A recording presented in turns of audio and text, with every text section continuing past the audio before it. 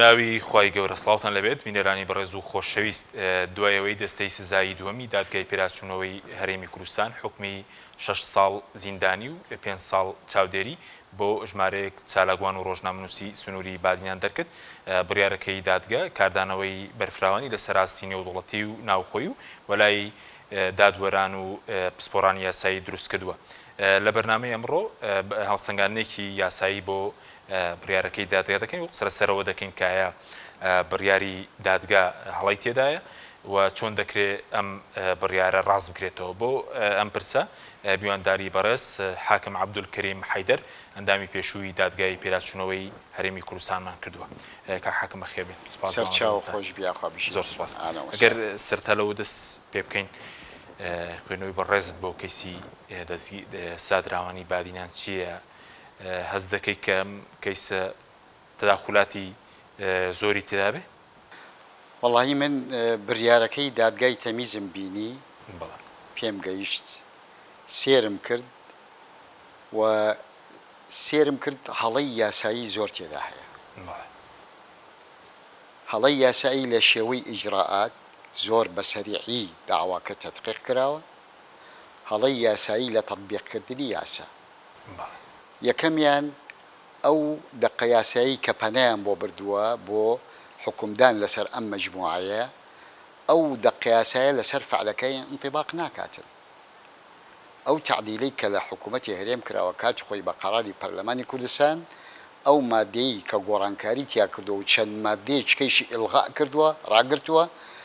ئەوە لەسەر ئەم حالەتەی ئەمان تەطبیق نابێ لە کاتێکە ئێمە لەو دەقەیاسیانەی کە ئیقاف کراوەتە وەکو ڕاگیراوە نصوصمان هەبوو بۆ عەزە مەسائلێک بۆ مەثەرەن بۆ سعی بۆ تەخابۆڕ لەگەڵ جیاتی ئەجنەبی کە مەبەستەکەی ئەوە بێ زێر بە حکوومەتی هەرێم بگەێنێ هەبوو نصوصمانە بوو ئەیانتوانی گۆڕانکارێکی بەسیط تیاکەن ئەو دەقەیاسیانە بمێنە بەڵام ئیقاف کرا ئەم مادەی کەماوە بەکاریان هێناوە مادەی 156 کە ئیقاف کراوە بە شێوەکەی کە لە پەرلەمانی کوردستان تعدیل کراوە مادەیەکی مەطاطیە زۆر دەڵێت چی بڵێن؟ واللهی چونکە مەفهومەکەی زۆر واسعە من ناتوانم لە نصوص عقابی بچم مادەیەک بەکاربێنم زۆر مەطاط بێ نصوص عقابی ئەبێ مادەکە محدد بێ فعلەکەم بۆ دەستنیشان کات چییە ئەیجا قانونش محاسبەیە کاتن ئەوەی تێدا نییە زمانی پێشوو ڕژێمی پێشوو ئەو مادەیە کە بەکارێنە بەرامبەرەوە کەسانە بەکارێن کە ئینقلابەکەن محاوڵەی ئینقلابیەکەن لەسەر نظامی حکومەکە بەرامبەر ئەو ئەحزابانە بەکارێنە کە پەیڕەوی حیزبەکانیان لەگەڵ جێتێکی ئەجنەبی دوژمنی عێراقا تێگەیشتی یارمەتیان ئەدا کە بچن بژێوی بخەن ناو کۆمەلگاکەی خۆمان کۆمەلگای عێراقی بۆ ئەو نەوع فعلانە ئەو نەسە بەکارهێنرێتن فلەبەر ئەوە بەفوڵ بوو دادگا حەقیقەتەن لە ناحەی تەطبیقکردنی نەسی قانونی بۆ ئەو نەسە لەکوێیە ئەمە ناحەی نەس دێنە ناحەی ئیجرایەکان ئەگەر بێت و زۆر بە تێر و تەسەنی بریارەکەی دادگای تەمیز بخوێنی ئەو بەڵگانەی کە ئاعتیمادی لەسەر کردووە چەند بەڵگەیەکن دەست پێەکە بە هەواڵدەری سری مخبر سری هەواڵدەری نهێنی بەڵێ ئەم سیستەمی مخبری سری لە ساڵی 1970 هاتە ناو قانونەکەی عێراقی کە قانون ئوسوڵی محاکەماتی جەزائیە ئەو فترەی کە ڕژێمی پێشوو ئەیبینی ئەنە زۆر زەحمەتە بەعزە تاوانێک سیاسیە زۆر زەحمەتە خەڵک بە ئاشکرا بچێ ئیفادە بداتن ئەو سیستەمەی دانەوتی بۆی هەیە ئەوەی کە معلوماتی لەسەر تاوانێک لەسەر مەجموعەیەک ئەشخاص بۆیان هەیە ئامادە بن بچم بۆ لای دەسەڵاتی دادوەری لای حاکم تحقیق بڵێن ئێمە ئەبینە مخبری سری نابینە شاهد ئەویش اینجا دەسەڵاتی حاکم خۆیەتی زۆر جا قبوڵیشی ناکاتن تۆ چیتە پێشەوە لێ مخبر سری دەسەڵاتی حاکم تحقیقە ئەبێ حاکم تحقیق بە وجدانەوە ئەو دەسەڵاتە بەکاربێنێ ئەتوانێت قبولی کە ئەتوانێت قبولی نەکات توانی بە تاوان هەژمار بڵێن وەکو شاهید هەژمار ناکرێت بە شادی ژمار ناکرێت چونکە سوێندی نادەینێمە هەواڵدەری نهێنی بە شادی اعتیبار نەکە بە هیچ شێوەیەک هیچ کەسێک کە هەواڵدەدا بەڵام خۆی ئامادە نییە بێ ڕوبەڕووی تۆمەتباران قسە بکە ڕوبەڕووی تۆمەتبارەکان نابێت تۆمەتبارەکان بە پێی قانون مافی خۆیانە مناقەشەی هەموو بەڵگەیەک بکەن لە دادگا کە پیشان ئەدرێ بما فيها شاهدەکان ئەوراق تەقیر و خوبەڕا بۆیان هەیە مناقەشەی کەن بەڵام بەنسبەت مخبری سری حاضر نابێ و نایزانین ناوەکەی چێ لەوانەیە دوژمناتی لەگەڵ هەبێ ئەم ئەمینەی بۆ دروست کردەوە مەجموعەیە فلەبەر ئەوە ئێمە ڕاستە لە یاساکەمان لا یازال ئەو سیستەمە ماوە بەڵام ئێمە پێویستە کە دادوەرین ئیشی ئێمە تحقیقی عەدالەتە و ئەو نظامە لەگەڵ دەستوری عێراقی ناگونجێ لەگەڵ مافەکانی مرۆڤ ناگونجێتن کە چۆن دیفاع لە خۆی کە بە شێوەیەکی ڕێکوپێک مەفروضە دادگا وەزنی بۆ دانێنێ کراویشە باوەسی وەزنی بۆ دانانم طرح یەکەم وأما اتجاه قضائي عراقية محكمة تمييز هرمش لزور قضائي إرهابي أما كبيني ومانا لسر بس مخبري سري بوا قبول ما نكرد وإدانة بكرين لسردمي خوتان لسردمي خومان وتمانا مايش قيمة قانونية هش أساس نية چونك نمناقشة كري ولا تاوان باركيش أي بينية فلبرو بيويز بو أو موضوع زور اعتمادي لسنك دينا بلغي دوم أويش أويك على أساس أم مجموعية قرائني قضائي مانية كعلاقي بتحليل رأس مكان أو تسجيل صوتية أمانش قرائن زور بقوتنين لقانون زور بقرائن ورناقرين بو أوي إما بتوان حكم دين سر اعتراف أويك دوي اعترافك بس أويك تشاتي فيسبوك جروبي ماسنجر واضح وەکو تاوان هەژمار دەکرێت بۆ نمونە ئێمە ڕۆژنامەنووسان گروپێکی مەسێنجەریان هەیە زانیاری ئاڵوگۆڕ دەکەن لەسەر ئەوەی کە معلوماتی خۆیان چی لە دۆخێرم لە ڕووی گەندەڵیەوە لە ڕووی ئازادی ڕادەربینەوە دەگوزەرێ ئەوە لە تاوانە بە قەڕاینی اعتیبارەکرێ شێوەیەک لە شێوەکانی بەڵگەکانی جینایی باشە دێنە سەر اعتراف بەپی قاری تەمیزی اعترافەکە ئەلێ لە پێش حاکمی تحقیق اعترافی کردووە دادوەری لێ کۆڵینەوە بەڵام لە پێش محکەمە ئینکاریان کردووە بەڵام ئێمە گەر بزانین وەکو معلوماتمان پێگەیشت و لە قارەکەش ئاماژەی پێکراوە ئەلێن تاوانبارەکان وتیانە تعزیب دراوین هەڕەشەی ناموسمان لێکراوە بەڵام دادگای جینایات و دادگای تەمیز منتەبه نەبووە هیچ تحقیقاتێک لەو مەسەلەیە نەکراوە ئێمە حاکم ڕئیس محکەمەی جینایات بووینە کە متهمێک کاتبێتە لەم بڵێ تعزیب دراوین پێش اعترافی کە لایەمە ئینکاری بکات پەیمانەوت لە چۆنە تعزیب دراوی شۆنەکەتمان پێ پیشاندە شۆنی ئازارەکانت ڕوتمان نەکردووە لە قاعی محکەمە سێرمان نەکرد تێگەیشتی دوایەوەی کە سێرمە کرد بریارمان دەرەکرد بۆ بردننی بۆ لیژنە طبی فەحسی کەم بزانین هیچ ئاثارێکی تعزیب ماوە یان نەماوە ئەو مجرد ئەگەر حاکم خۆی بزانێ ئەوە شۆنی تعدیبە بە معلوماتی خۆی ئەویش گرنگە بوو ئێمە لە مەحضەرەکەی تەسبیتیە کاتن لە مەحضەری محاکەمە ئەمانە هیچی نەکراوە ئێمە دوو نوع تەهینمانەیە دوو نوع ئیکراهمانەیە ئیکراهی مادیمانەیە ئیکراهی معنەویمانە ئیکراه مادی تعزیبەکەیە ئیکراه معنەوی ئەوەیە کە بڵێ من واڵ لەگەڵەکەم و واڵ لەگەڵەکەم و خێزانەکەت دێنم إلى آخری ئەو شتانە مەفهومە محکەمە ئەگەر بەڕێزت لەو دۆسیەدا دووربای ئەوەی کە شێروانی پەرلەمانتارەکان دەڵێن لە بەردەم دادوەرە وتوتی بە خێزانم بە ناموسم هەڕەشەم لێکراوە ئەوە معنەوی ئەوە دەبێت چۆن مامەڵەی لەگەڵا بکەین ئێمە ئەوەی ئیکرایکی معنەوی دانین زۆری ئەتیادێ بێ من کە دادگام دڵم گەورە بێ و فراوان بێ داوا بکەم بڵێم داواکە ئەگەر حازر نەبن لەو دقیقەیە داوا تەجیلەکەم حازر بم جۆ لە ئیفادەکەیان نەکرد باش بە زۆکو دانپێدانان لە یاسای گرنگی دانپێدانان چییە مەرجی سەرەکی دانپێدانان دەبێت چۆن بێ بۆ من هەر لەو کاتێک کە لە قۆناغی لێکۆڵینەوە مەرجی سەرەکی ئێمە لێرە دوو مەرجمان هەیە مەرجی یەکەم ئەبێ بە حضوری پارێزەرەکەی تاوانبارەکە ئیفادەکەی وەربگیرێ و بە ئامادەبوونی ئەندامی داواکاری گشتی باش ئەبێ بە حضوری پارێزەرەکەی ئەوە مەرجی یەکەم مەرجی دووەم ئەوەیە ئەبێ نابێ ئەو دانپێنانە نەتیجەی ئیکراه وەرگیرا بێ فواتە ئەگەر من متیانکە بەس بلێ ئیکراه کراوم نەتیجەی فشار نەتیجەی فشار بلێ من ئیکراهم لەسەر بەکار هاتووە ئێمە ئەو دانپێنانە ئەبێ عالەمە سیفامشی لەسەردا بینین تحقیقاتێکی تیا بکەین تاکو بزانین بەو نوعیانە باشە بەس ئەوەی کە ئەوان دەڵێن بۆ نمونە پارێزەرەکانی خۆشیان دەڵێن ئەوان نە لە قۆناغی لێکۆڕینەوە بۆ یەک چرکەش ئەو دەستگیرکراوانیان نەبینیوە بەبێ دادوەر دانپێدانان قیمەتی یاسایی هەیە نەقیمەتی یاسایی نابێ بە چ بەڵگەیەک بۆ نمونە بەڵگە قانون سوڵی محاکمە جەزایی والێ ئەلێتن نابێت تۆ ئیفادەی تاوانبارێک وەربگریت کە حاکم تحقیقی لە تاوانێک جینایە جونحەیە ئللا بە حضوری محامەکەی باش یعنی ئەگەر بەبێ دادوەر ئێستا بڵێن دانپێدانانی دەستگیرکراوە وەرگری لە ڕووی یاساییەوە باتڵە قيمتي بودانان الين ام اعتراف اجرج بونو عبيتن طالما بحضوري محامكين بو بامادبوني نيونري داوكاري قشين بو هيج قيمتي قاونيه هو اجر اويش دبي وتعذيب جدابه هر قيمتي بودان باش اي اوي ك او بلين دزگیر کراون روبرو او بنو ك دان پێدانانی ڤیددیۆیشان بڵاو کردەوە بەڵام بڵین ئەنجومەنی ئاسایش خۆی 5 کەسە لە کۆی 5 کەسەکە 3 کەس وتیان ئێمە لەگەڵ ئەو دان پێدانانە نین واگەداریشی نین کە بڵاو کراوەتەوە ئەمە چۆنە لە ڕووی یاسایی طبعا لە ڕووی یاسایەوە نابێتن ئەبەدەن وتەی تاوانبارەکان وتەی شاهد بە هیچ نەوعێک بە دەستنیشانکردنی ناوەکانیان لە ئیعلامە بەحث کرێ تاکو قەزیەکە تەواو نەبێت قضية طالما رهني تحقيق ومحاكمة بلاو كردني ببيشواني ياسايا باش بس سبارت ب مسألة سكالا كار باز لو ذكري كلاني أمني أسايش لم دوسي سكالا كارا لروي ياسايوا گونجاوا أسايش بوليس نظام دجا تيرور أوانا ببن بسكالا كار لسر خلق نبنى سكالاكار نبنى سكالاكار محكمة احتمال أجر معلومات يعني لا بيان كتشاهد دوایسیۆن خواردن ئیفادە ئەدەن بەڵام کە سکاڵاکار نابن ئەبێ ئەو هەموو ئەگەر بەڵگەشیان پێەیە ئەو هەموو بەڵگە ڕسمیانە ئەبێ بدرێتە ئیدیاعام لە کاتی محاکم دادگاییکردن ئێبرازیەکە چکە ئیدیاعام هەم لەگەڵ ئیتیهامە هەم لەگەڵ بەڕائەیە دوویشی هەیە ئەوە نییە ئیلا بەس بۆ ئیتیهام بچێ بۆیشی هەیە بزانە تاوانبارێک کە تاوانی نەکردووە بەڵگەکان زەعیفن داواکە لە محکەمە بەڕائە بکرێ ئێفراج کرێ باش بەس لەناو هۆڵی دادگای دەکرێت نوێنەری ئەمنی دەستگامنیەکان لە کاتی دادگایەکە ئامادە بێ دەکرێت ڕێگە پێدراوە سەر ڕئیسی محکەمەکە بۆی بزانێت سوالەکەم ئەگەر خەڵکانێک علاقەیان بە دەستگامنیەکان بێ مواطنی عادی هەموو کەس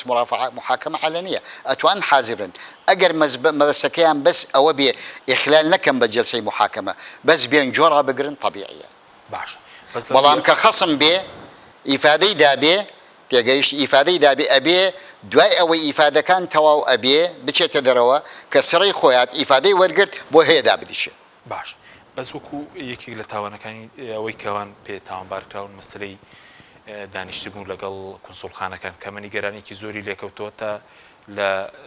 بڵێن نێردەیەکێتی ئەوروپا کنسوڵخانەی ئەڵمانیا بەریتانیا کەنەدا فەڕەنسا باسییان لەوە کردبوو کە ئەمە ڕێکارێکی دیبلۆماتیە و دانیشتن لەگەڵ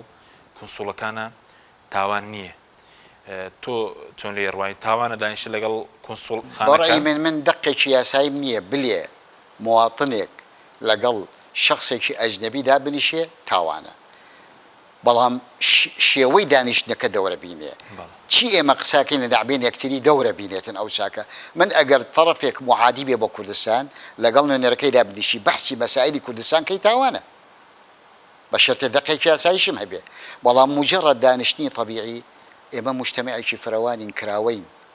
فلەبەر ئەوە تۆ مجرد دابنیشە لەگەڵی ڕسمی لەگەڵ بگرێ و دەست کەوێ ئەوەی اعتیبار ناکرێت کە ئەنەوە ئەمە تاوانبارە و ئەمە جاسووسی کردو باش ئەگەر تاوان بێ بۆ دەسەڵاتداران و بۆ حیزبەکانی شەر تاوان نییە کە دانیشتن لەگەڵ کنسوڵ خانەکان ئەگەر تاوان بێ بڵێ قانون سێر گشتمان بە یەک چاو سێرەکاتن معنای چیە سەروەری یاسا لە سەروەری یاسا جیاوازی نابێ لە نعبێن مەسئولێک و غێر مەسئولێک لە نعبێن شخصێک زەنجینە و شخصێکی فەقیر لە نعبێن پیاوێ و لەگەڵ ئافرەت سەروەری یاسا شمول گشتمان دەکاتن بدون قەید و شەرط واتە ئەگەر ئەوە تاوان بێ بەنسبەت ئەوانیش بە تاوانی ئاعتیبارەکرێت باش بەس ئەمە پێ دوایە کاریگەریشی لەسەر هەرێمی کوردستان دەبێ لەسەر پەیوەندیەکانی چونکە لەو بڕیاری دادگای پێدا چوونەوە بڵین ئەوەی دادگای تاوانەکانیش وەکوای بڵێ کنسوڵخانەی ئەڵمانیا و ئەمریکا تێکدەر و سیخوڕن ئاوای لێ دەخوێنرێتەوە خۆی ئەوەی لێ ئستینتاجەکەی لە بڕیارەکەی دادگا ئەوەی لێ ئستینتاجەکەی تن من ئەگەر بالئەسڵ ئەو دەوڵەتانە دۆستی کورد بن یارمەتی کورد بدەن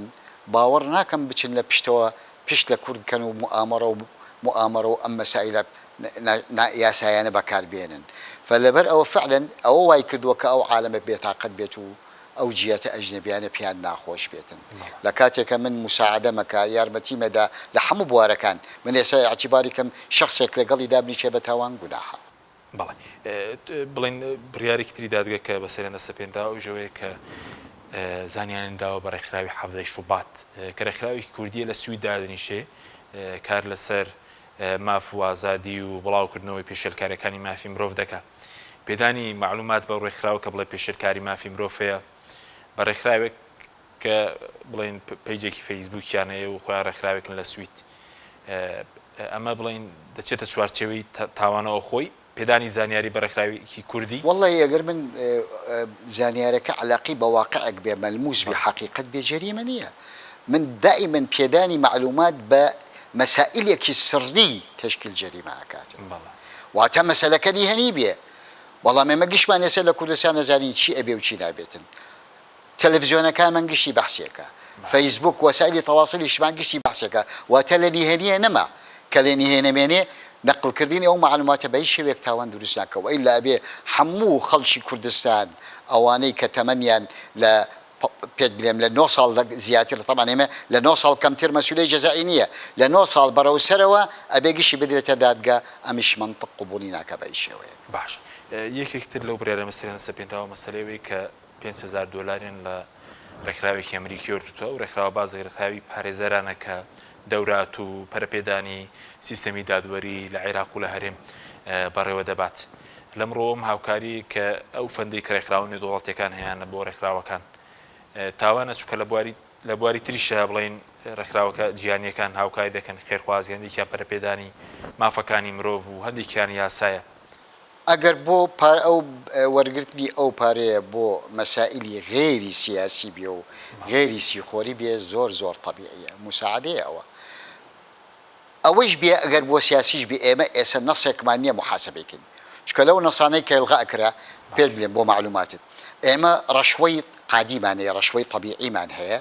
کە موظفێک پارە وەرەگرێت ڕەشوەی یاسایی و پارە وەرەگرێتن بۆی مخالفەی کارەکانی خۆی بکە ڕەشوەی سیاسیشمان هەیە ڕەشوە سیاسەکە بەپی بریارەکەی پەرلەمانی کوردستان نەما ئیقافیان کرد تێگەیشتی ڕەشوە سیاسەکە لەگەڵ ئەگەر مەثەلەن تۆ کارمەندێکی یا مواتنێکی عێراقی حتا کارمەندیش نەبی لەگەڵ جێتێکێش نەبی بەس مجرد پارەت پێدا ڕەشوەت پێدا بەعزە مەسائل بکەیتن ئەوە ڕەشوەی سیاسیە ئەوە نەماوە ئیقافیان کرد قاونەکەی پەرلەمان ئیقافی کرد من ئەلێم ڕخنم لە سیاغەی تەشریعەکەیە بۆچی ئەمانەتان ئیلغا کرد ئیسفادەمان لێکە دێمە لە مستەقبەلەکە بەکاری بێنین باش بەسەر خۆی ئێستا حکوومەتی هەرێمیش بڵێن وەزارەتی پێشمەرگە مانگانە 29 میلیارد دینار لە هاوپەیمانەوە وەرەگری بۆ هێز هاوبەشەکان هەنێگەر تاوان بێویش ئەوش هەرعینی شەچێتە نفسی بوارە بێتە تاوان ئێمە ئەبێ بزانین مەسئولیەی جەزایی چۆن لەگەڵ لەسەر ئەشخاصی طبیعی هەیە لەسەر ئەشخاصی معنەویش هەیە بەس بەڵام ئەشخاصی معنەوی عامە نابێتە تاوان بە پێی قانون نابێتە تاوان بەس بەڵام مەسائلی مەدەنی لەوانەیە ڕوو بداتن بەڵام مەسائلی جەزایی ئەشخاصی معنەوی عامە واتە ئەوەی سەر بە حکوومەت و بە دەوڵەتە بە تاوانی اعتیرابار ناکرێت قەت ناچێتە پێش دادگا بۆ محاکەمەکرد بەس بەڵام شتێکی قیزەوانەوە ناشرینە من بۆ ئەم بیکەمە تاوان بۆی کە هەر بە ئیشی نەزانم ناکرێتن فلەبەرەوە مەفروضە هەموو ئەوانەی کە مەسئولی حکومیشن مەقید من لەو مەسائلانە تێگەیشتی ئەبێ نابێ زۆرین بن ئەبێ ئەو پارێش کە وەرەگرن لە خزمەتی کۆمەڵگای کوردی بەکاری بێن باشە سەبارەت بە شوێنی تاوان بۆچی بە بۆچوونی بە ڕێزت لە دهۆکەوە گواستوێنێتەوە بۆ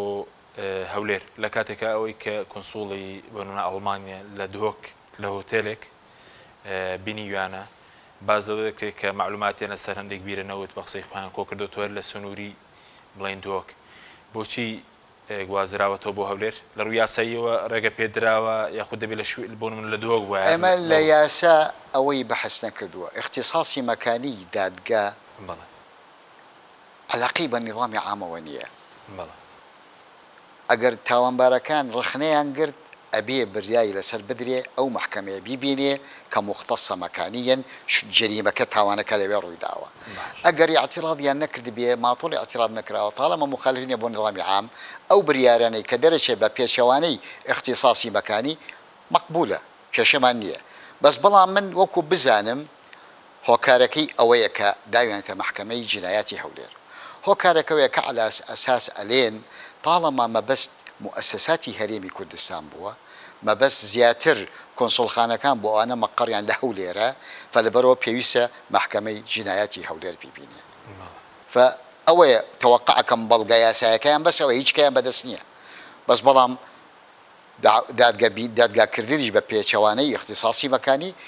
اعتبار ناکرێتن نابێتەوەی کە بریارەکانی اعتبارکەین پوچەڵە باشە سەبارەت بۆی کە لە دەستی سزایی دوو کە بڵێن پێداچوونەوە بۆ بڕیاری دادگای تاوانەکان کردووە لە کۆی 5 دادوەر بڵێن دویان لەگەڵدانە بوون لەگەڵ ئەو حکومە ئەمە مانای چییە؟ ئاساییە ئەم دابەش بوونە یاخود مانای چییە؟ ناحیە یاسایی دائما ئێمە لە قانونی مرافعاتی مەدەنی بەحسی ئەکاتن ئەگەر دادگایەک لە یەک حاکم بەرەو سەرتر بوو طبعا ئێمە عەدەدەکان فەردین 1 3 5 7 إلى آخره بریاری دادگا ئێمە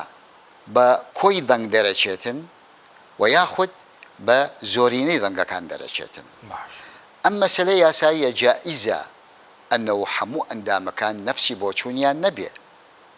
تێگەی لە منیانە فەگەر نەفسی بۆچنیان نەبێتن ئەبێ دادگا بریارەکەی دەرکاتن بە زۆرینە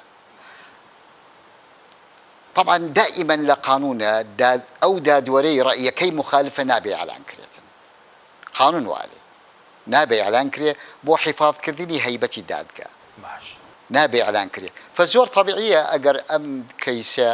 بەسی حاکم کە ئەکتەری دروستە بێتن بریارەکەیان دەرکرد بێ دوو حاکمیش مخالف بن بۆ معلوماتم من زۆرە بێسم ئەلێن ئیمزایان نەکردووە حاکم ناتوانێت ئیمزا نەکاتن ئیمزا نەکردن بەس بۆ تاوانبارە بڵێ من ئیمزا ناکەم بەڵام حاکم کە محاکەم ئاکاتن بە جۆرەی دڵیشی نەبێ بە جۆرەی بیرروباوری ئەویش نەبێ بیرروباوڕە یاسایەکەی ئەبێ ئیمزا بکە لەسەر بریارەکە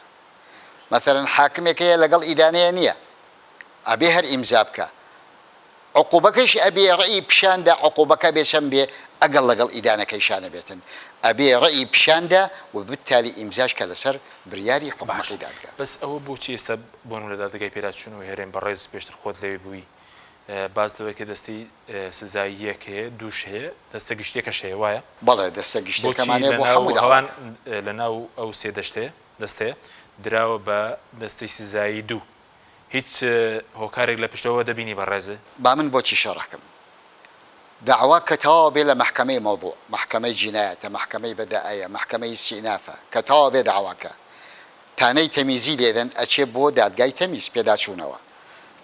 لەوێ ئەو ئیضبارانە کۆبنەوە دەستەی 1 و دەستەی 2 بە پێ ڕەقەمە کاک حەج دەستەی 1 و 2 دەستەی 2 بە پێ ڕەقەمە دەستەی 1 ئەو ڕەقەمە فەردیانە ئەبینێتن کە تەسەلسولی داواکە چەنە ڕەقەمە فەردەکانە بینێ بەڵام دەستەی 2 ڕقەمە زەوجەکانە بینێتن تێگەی چۆن چۆنیە ئەمە خۆی ئەبێ ئەبەو نوعە بەس بەڵام نازانین ئێمە ئەگەر لە پاش ئەوە ئەنەو تەوەجویەکە بێ ژمارەیەش پێدەن کە بچێتە دەستەی 2 ببینێ ئەوە شتێکەیە بەڵام ئێمە معلوماتمان نییە باش ئەی سەبارەت بە دەستە گشتێکە دەکرا دەستە گشتێکە خۆی یەکەم جار دۆسیەکە ڕۆژبا بەردەستیان ئەوزان 4 دادوەرە دەستە گشتێکەوە 4 دادوەرن داواکە بینێن کە ئەگەر تانەی ڕاستکردنەوەی بریارەکەی دادگای تەمیز تەقدیم بکەن کە سوک ئەو محامێکانی تاوانبارەکان تەقدیمی کەن داواش بکەن لەگەڵ ئەوە چونکە ئێمە خۆتەزانی ڕاستکردنەوەی بریار هەمان محکەمە و هەمان هەیە بینێ کە خۆی بریارەکەی دەرکردووە بەڵام ئیستیثناءن ئەتوانێ ڕئیسی دادگای تەمیز طلبێکی بۆ تەقدیمکەی بڵێ کاکە زەحمەت نەبێ داوا لەکەین لەبەر ئەهەمیەتی ئەم کەیسە داوا ئەکەین تەصیحکردنی قارە تەمیزیەکە بە دەستەی گشتی ببینێتن ئەو ساکە دەستی باشە بەزۆکو ئەوەی کە ئێمە دەبین هەندێک خەڵک دەڵێ پارێزەر دەڵێ من پەراوی لێ کۆڵینەوەکەم بینیوە هەوەی دادگا پارێزەر دەتوانێت پارێزەری تاوانبارەکە ئەتوانێت بیبینێت ئەگەر کەسێک پارێزەر نەبێ خۆی لە هۆڵی دادگانە بێتوانێت خۆی ئەگەر پارێزەری تاوانبارەکە نەبێ و سیفەی نەبێ لەو داوایە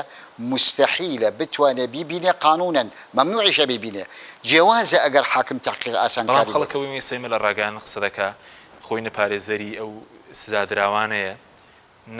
لە محکەمەش بەشدار بۆڵام دەڵێ من پەراوەکەم بینیوە بۆ نمونە ئەوە تاوانە مخالفەی قانونە ئەوە گەورەترین ئیهمالە لەلایەن حاکم تحقیق ئەو لایەن محقق کە مەجای داوە ئەو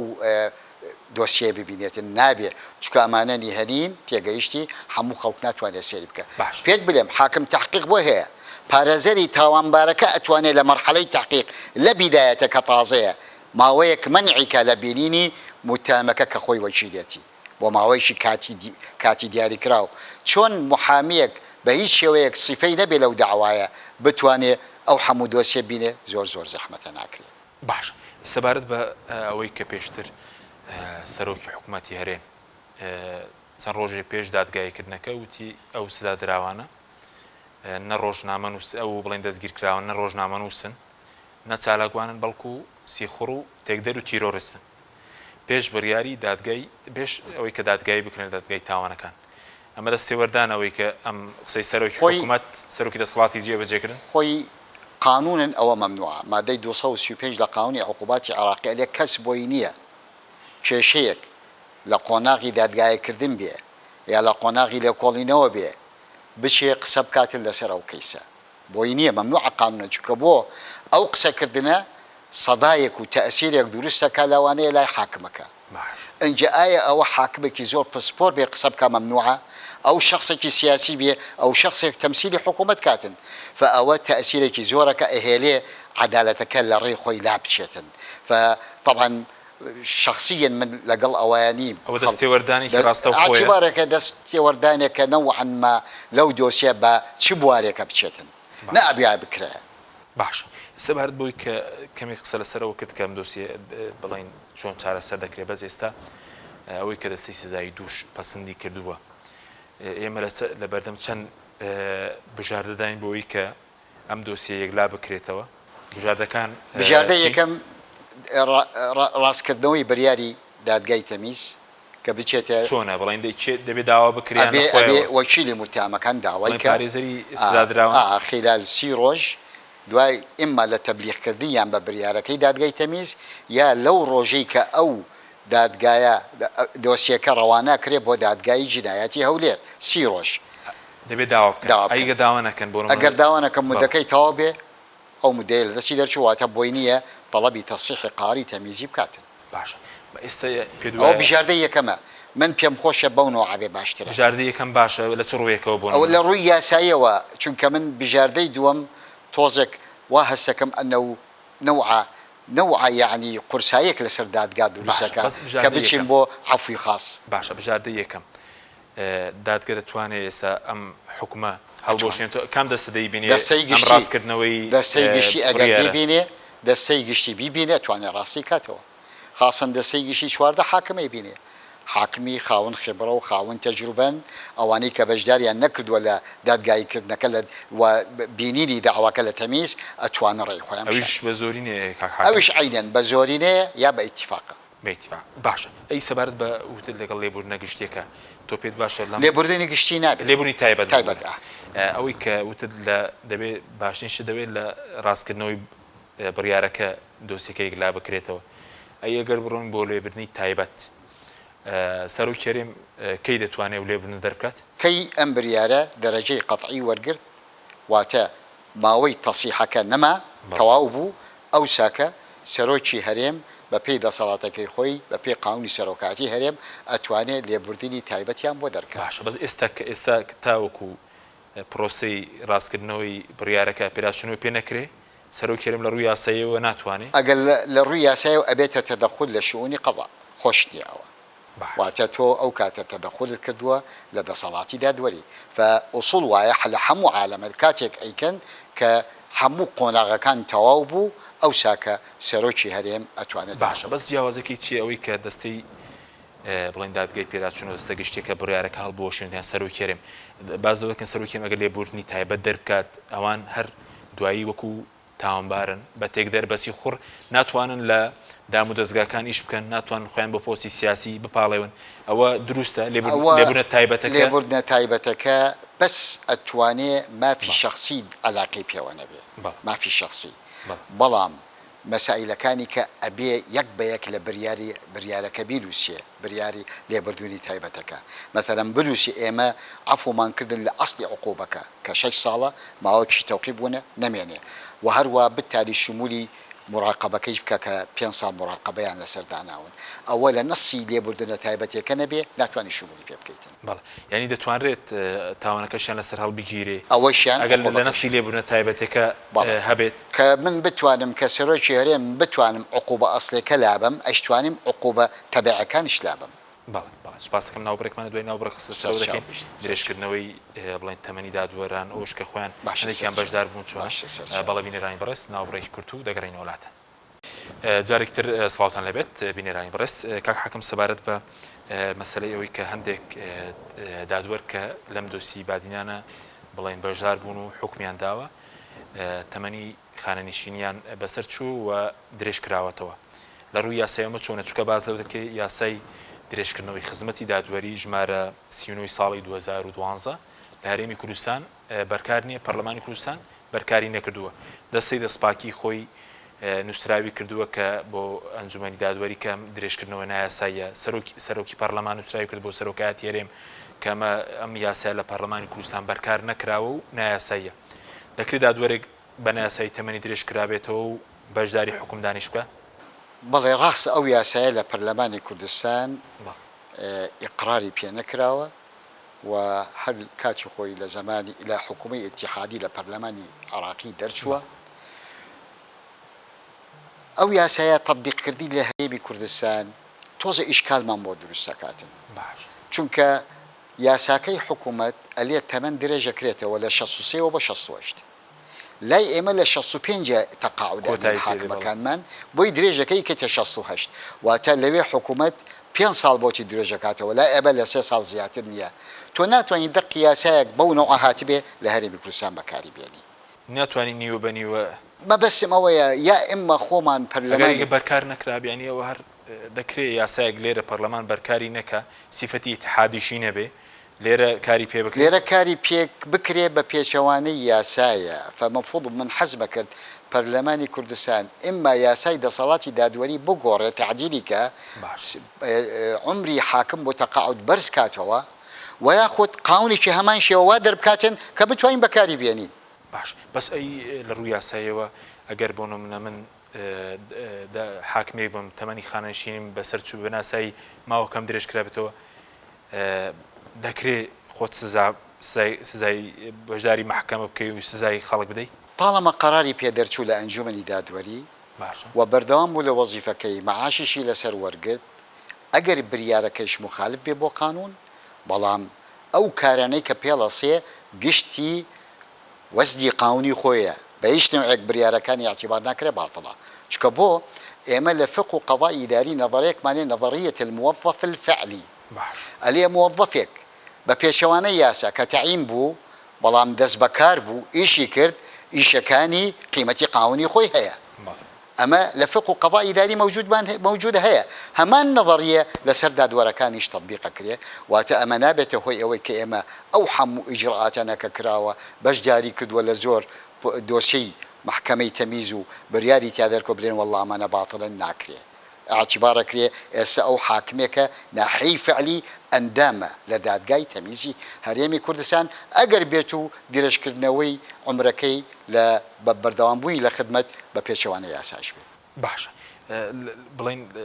قسەشمان دەبێت لە سەردەسەڵاتی دادوەری بەس کۆی قسانەی کە کردمان ئەگەر بەڕێزت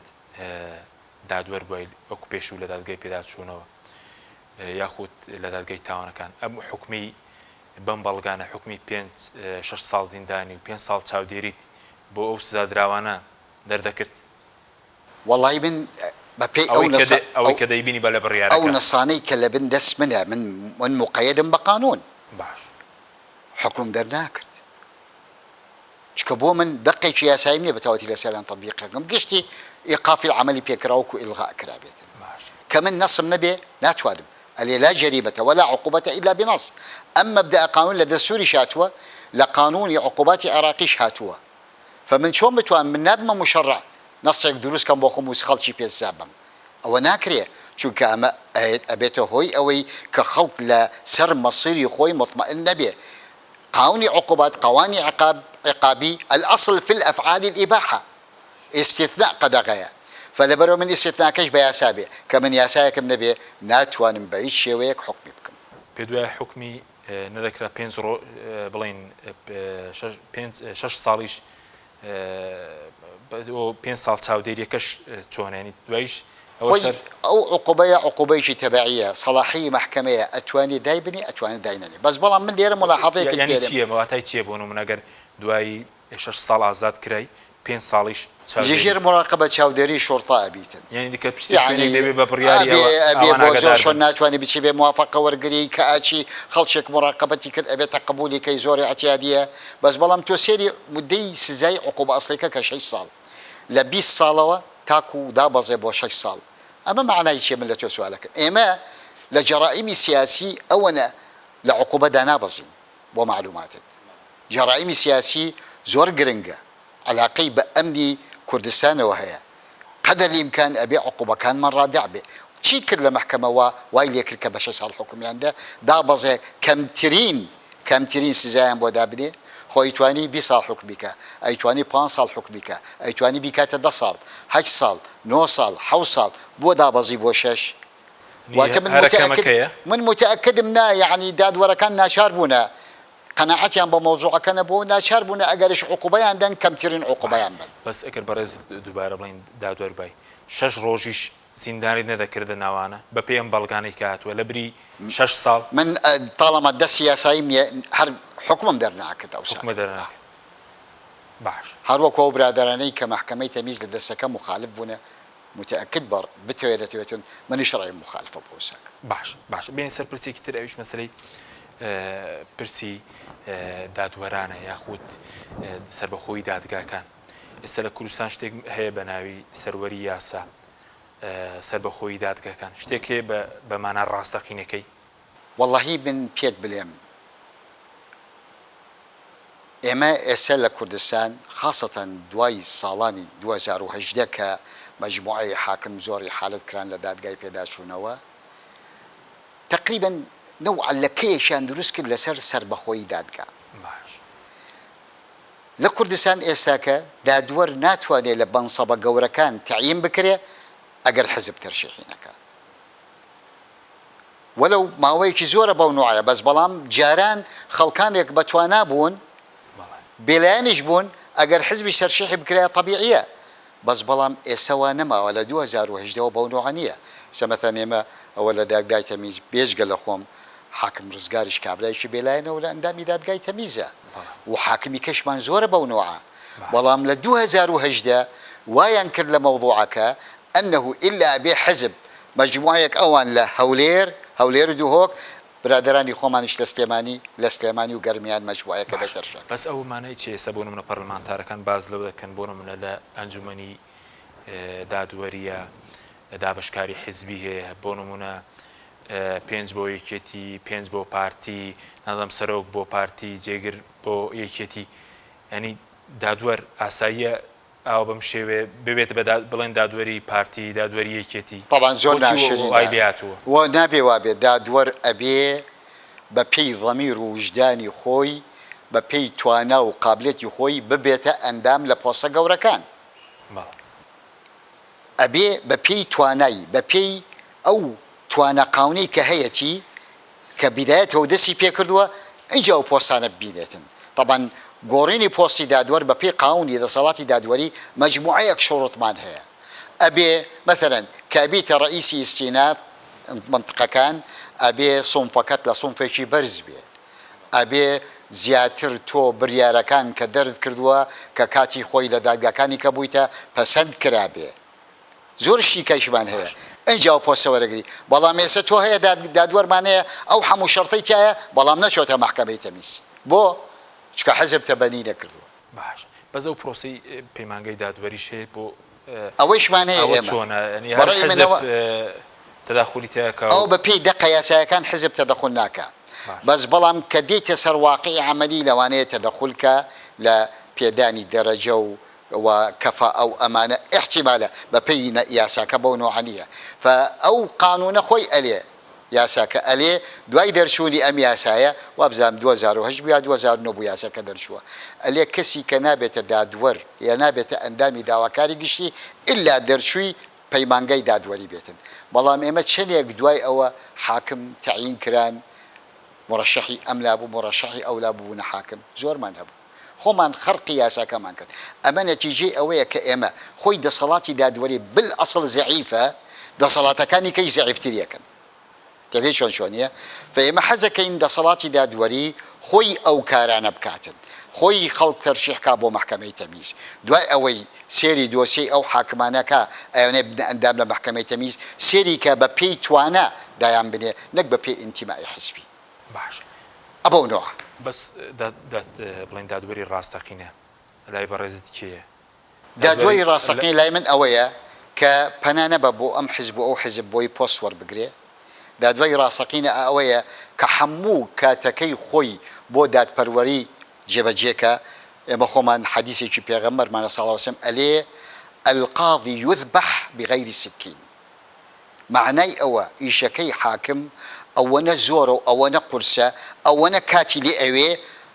سەرە بڕێ بەبێ ئەوەی بە چەقۆ بەکار بێدیتن فئێمە دادوەری وامان ئەوێ لەم کوردستانە پێویستە کە ئێمە بۆی بتوانین جارێکە ئێمە و سیقی خەڵک وەربگرینەوە مەجال نەدەین بۆ تەدەخول لە ئیش و کارەکانمان ئەبێ حاکمێک بین بەونەوە چونکە ئێمە ئیشەکەمان بەس بۆم دنیای نییە حاکم ئیشەکەی بۆ دنیایشە حاکمێک زۆر بەتوانا بێ ئیجتیهادیش بکە لەسەر حەق بێ شۆنی بەهەشتە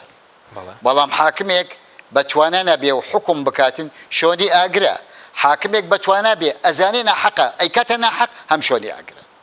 ئەمە حەدیثی پێغەمبەر پێمان دەڵێتن دەگەیشتی فلەبەرەوە پێویستە ئێمە کە حاکمین کە دادوەرین ئەم هەموو نقاطانە بە نەظر نمونەی کەسانی وەکو جەناب بنەوە پێشتر لە دەسەڵاتی دادوەری هەبوون حاکم شێخ لەتیف هەیە حاکم هاوژین هەبوو کە فەرمانی دەستگیرکردنی بۆ مستەشارەکان دەرکرد ئێستا لە دەرەوەی وڵاتە بۆچی هەندێک ئەو حاکمانی کە بەجورئەتن یاخود بڵێن بێلایەنن بۆچی دوور دەخرێنەوە ئەمە زۆر زیان لە دەسەڵاتی دادوەری نادات بەنسبەت بەعزێک لەو حاکمانە خۆیان استیقاڵیان تەقدیم کرد بەڵام بۆ نمونە وەکو حاکم هاوژین هەیە لەژێر فشار و هەڕەشەی حاکم هاوژین ڕۆشتووە بۆ دەرەوە حاکم هاوژین وەکوم بزانم طبعا ئێمە خۆتەزانی حاکمی تەحقیق خۆی هەموو بریارەکان دەرەکاتن بریاری تەوقیف بریاری ئەمر قەبڵ بریاری تەحری تەفتیش بەڵام لای ئێمە لە عرفی قەضایی ئێمە نەبووە حاکم بچێ لەگەڵ پۆلیس بۆ گرتنی خەڵک من دەسەڵاتی تەنفیذیەوە ئاکاتن تێگەی لە میانە وابزانام ئەوەی هاوژین بەو نوع ئەبوو نازانم زۆر متەئەکد نیم بەڕاستی ئەوە تۆزە ڕەجەی لەسەر دروست کرد بەس بەڵام من ئەوە نییە من بچم ئیجراعاتی لەگەڵ کەم و ئەبلاوە بەڵام من مجرد کافی بوو بانگمە کرد تەنبیهێکمە کرد دووبارەی نەکەڕەوە جوانیە لە مەقامی حاکم ئەوە نییە بچی مەجموعەیە پۆلیس لەگەڵ خۆت بگەڕی ئەمرێکی قەبز تەنفیزکەی خۆشتیە ئەیان توانی تەنبیهی کەم بەس نەگاتە ئەو دەر ئەگەر ئەو قسەی ڕاست بێ من نازانم متەئەکد نیم فلەبەرەوە طبعا ئەو حاکمە حاکمێکی لێهاتوو بوو حاکمێک بە تەواوەتی ئەیویست یاسا سەروەر بێتن بەڵام تەفاسیلی مەوضوعەکەی بڵبط نازانم خۆی ئەو ڕەجەی بۆ خۆی دروست کردنەوە کاتمە زۆر کەمەوە بەس پێ دوایە دەبێت ئێستا چاکسازیەک لە دەسەڵاتی دادوەری بکرێ لە ڕووی یاسایەکەوە لە ڕووی بوجەوە نازانم لە ڕووی پۆلیسی تایبەتیە دەبێت چی بکرێ بەڕێی من ئەبێ ئێمە قانونی دەسەڵاتی دادوەری بە نەوعێک بگۆڕین هەموو پۆستەکانی ئەوەرە نابێ حاکم تەعیکەن ئیلا خەریجی پەیمانگەی دادوەری نەبێتن دووەم دابەشکردنی پۆستە قەضایەکان ئەبێ بەنەوعێک بێ هەر خۆی دەسەڵاتی دادوەری هەڵیان بژێرێ سێر حزب دەکە ناوەکاری بداتێ ئەنجاش دوای ئەوە پێویست ناکە لە پۆستە دەسەڵاتی دادە پۆستەکان حاکمێکە تا بمێنێ سەرۆکی دادگای پێداچوونەوە ئەبێ کاتێکی دیاری بۆ دابنین با بەڕێگەی انتخابات بێ لە نەعبێن دادوەرەکانی محکەمەی تەمیز بێ من دادوەری شاکە ناسم کە ئەندام لە دادگای تەمیز نەک حزبەکان و دەسەڵاتەکانی کە سەرۆکی سیناف ئەبێ هەمان شێوە بە انتخاب بێن نەعبێن حاکمەکانی محکەمەی سیناف دوای ئەوەی شەرتەکانی تێدا هەیە مراقبەیەکەن شەرتەکانی تیا مەوجودە شەرتە علمیەکان شەرتە یاسایەکان با حاکمەکان خۆیان هەڵی بژێرن بۆ کاتێکی دیاری کراوە با 4 ساڵ ڕئیسی نات بێ ئەو ولاچەیەکی چکەچێتە شوێنی هەم بە هەمان شێوە انتخابات ئەبەم نوع ئەگەر ئێمە وا بکەین متأکدم دەسەڵاتێکی دادوەری زۆر بە قووەت بودجەی سەربەخۆشی دەبێت پۆلیسی تایبەت شێبێ پۆلیسەکە چۆنیە ئێمە زۆر جا مەسئولی دەستگا پۆلیسیەکان حزبین زۆر جا بریارێک بەدڵی ئەو حزبە نەبێ لەوانەیە عازێ بکە بۆ سەرۆکی ئەو دەستگایە بلێ جێبەجێی نەکە بریارەکە بەڵام من ئەگەر پۆلیسی قەضایی خۆم هەبێ متەمەکن بێ ئیمکانیاتی هەبێ تێگەیشتی عادەدێکی زۆرم هەبێ من چاوەڕێ ناکەم پۆلیسی بەحەلی بۆن جێبەجێ بکە بە پۆلیسەکەی خۆمە لێ جێبەجێکە ڕەبتی بە خۆمەوە بە ئیداری باشە وەکو دووە پرسیار با بچی لەسەر ئینەکەش بوجەکە هەروە بتالی ئەبێ یاسایەکمان هەبێ بۆ ئەنجومەنی دادوەری یاسایەکی خاص هەروەها ئەبێ بودجە تەرخان کرێ بۆ ئەنجومەنی دادوەری کە دەسەڵاتێکە خۆی لە بودجەکەی تەسەڕف کاتن ئێستا موچەکەیان بڕیون هاوەرنامەیەکیان نووسی و بۆ حکومەت دەکرێت دەسەڵاتی دادوەری بەم شێوەیە مامەڵە لەگەڵ سەرۆکی حکومەت بکە تەکلیفی لێ بکەن موچەکە چاپ بکات یان خۆیان دەبێ خاوەنی قەرار بن با بەحسی کەم وت موچە بڕین حاڵی حاکمیش هاوەکو حاڵی خەڵکانی کە موظفەکانی کە ببڕێ قەیناکە بەس بەڵام ئالێتی بڕینەکە مخالفی قانونە چونکە ئەمە دەسەڵاتێکە ئێستا من ئەتوانم موچەی ئەندامی پەرلەمانتاران بگۆڕم ئەتوانم موچەی وەزیرەکان بگۆڕم دەسەڵاتی تایبەتین حاکمیش بەم شێوێ مەفروض بوو ڕێی ئەنجومەنی دادوەریان وەربگرتایە بۆ بڕینی موچە ئەگەر موافق بێ ئەیگۆڕم موافق نەبێ نابێ بگۆڕم دەسەڵاتی تەنفیدی خۆی بیکە ئەوە نەوعێکە لە نەوعێک تەدەخولکردن لە مەسائیلی دەسەڵاتی بەس لێبڕینی موچەکە شەر تاوانە چونکە بە ڕێنمایی و موچە کەم بکرێتەوە لە 121 لە کاتێکە بە بریارێکی داری تاوان نییە بە بریارێکی داری مخالفە بۆ قانون موچە بە قانون دروست کراوە تەنظیم کراوە بە بریارێکی داری ناتوان بیبڕم و کەمیکەمەوە وەکو یاسا بڵین لە کوردستان پێ دوایە گەشتێتەوە بڕوای دوای ئەو خیبرە زۆرە یاسا بەس بە سەر خەڵکی هەژارەکە جێبەجێ دەکرێت خەڵک هەژارەکە چونکە بازەوەکەی قاچاقچێتی هەیە ناشەفافیت هەیە نەوت زیینێ بیرە نەوتێر بڵین پارەکەیناتەوە خەزێنی حکومەت یاسای سە بۆتەوەی کە بەس بەسەر هەژارەکان واللهی تقریبا ئێمە جار لە جارێکە و قسەیە بیسیم پێمان ناخۆشە طبعا خۆی حاکم ناتوانێت بچێ ئەو مۆزوعانە پەیاکە و بیداتە دادگا ئەوە علاقەی بە داواکاری گشتیە پێم خۆشە داواکاری گشتیش بێتە سەر ئەنجومەنی دادوەری لە ژێر دەستی وەزارەتی عادل لا بچێ ئەو ساکە چۆن ضەمانە بۆ حاکم دروستەکرێ ضەماناتیش بۆ ئەوان دروستکرێ ئەو ساکە ئەوان خۆیان نەتوانن ئەوانە بکەنە دۆسیە و تحریشکەم بیدەدات بەس پێ دوای بە یاساکە بەس بۆ فەقیرەکە ئێستاوی کە دەبێت تقریبا ئێستا وای لاتوە تقریبا ئەو خەڵکە فەقیرانەی کە نەگیرێن بەڵام ئەوانەی کە زۆر گەورە و زۆر لەو مەسائلەی شەکە یاسا پیان ناوێری بە گەورەکان یاسا پیانەوێرە بیدەنە یاسا پیانەوێرێ بەس بەڵام نەدرێتە دادگا چی بکاتن سوپاس دەکەم زۆر سوپاس حاکم عەبدولکەریم حەیدەر ئەندامی پێشووی دادگای پێرهاتچوونەوەی هەرێمی کوردستان مادومان کردی سوپاسی جەناب سوپاسەکە منیش پێم خۆش بوو بەم دیدارە حەزەکەم قسەکانمان بەغەڵەت تەفسیر نەکرێ بە هیچ نوعەیەک و سوودیشی هەبێ بۆ کۆمەلگاکەمان کۆمەلگای کوردی کە ئێمە گشتمان ئەبێ بە دوای دادپەروەری سوپاس دەکەم سوپاس بۆ بینەرانی بەڕێز سوپاس باوکارانم تا بەرنامێکی دیکە خواتان لەگەڵ